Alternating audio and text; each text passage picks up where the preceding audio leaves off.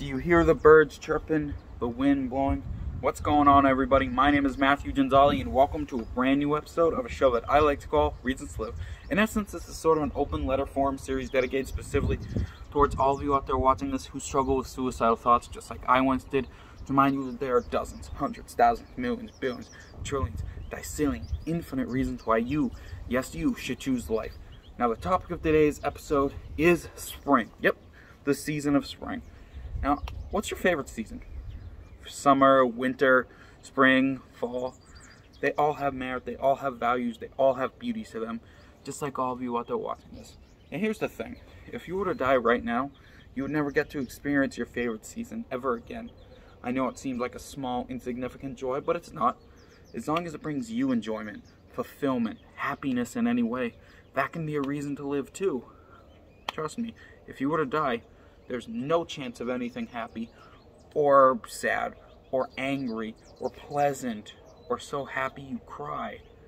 No chance of that ever happening again, so isn't it worth sticking around for those small little pleasures? Like feeling the nice breeze come across your face, hearing the birds chirping, see more animals, see the plants get more lively, see you getting more lively, see the flowers blooming. But you're a lot more beautiful than any of those flowers are, trust me, my friend.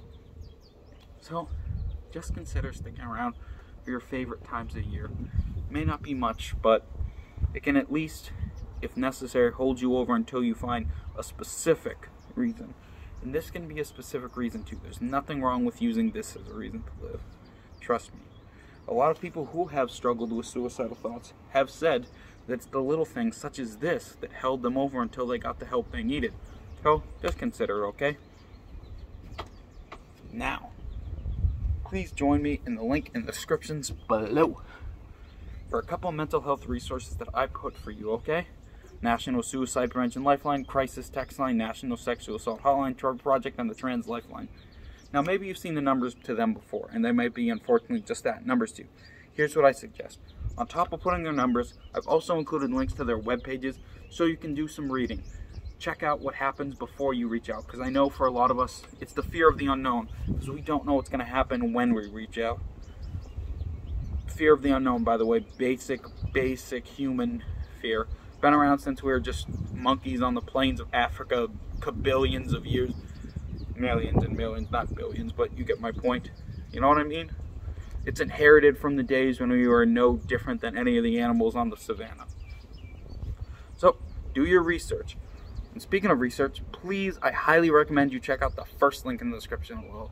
That's going to take you to an article by BuzzFeed News that explains in detail what happens when you call the National Suicide Prevention Lifeline or the Crisis Text Line. It does a great job at scraping away, slapping away those myths and stereotypes that have come to prevent a lot of us from reaching out for help. It's worth the read, I promise. And getting help is worth it, I swear to you. I'm a suicide attempt survivor myself, and I know it can be a hard road, but it's worth it in the end, I promise. Have a wonderful day, everyone. I hope my ramblings today were able to help you in any way possible. My name is Matthew Ginzali. It may be spring, but for some reason today it's 20-something degrees out, so towel. Anyway, have a great day, and remember, there's always a reason to smile.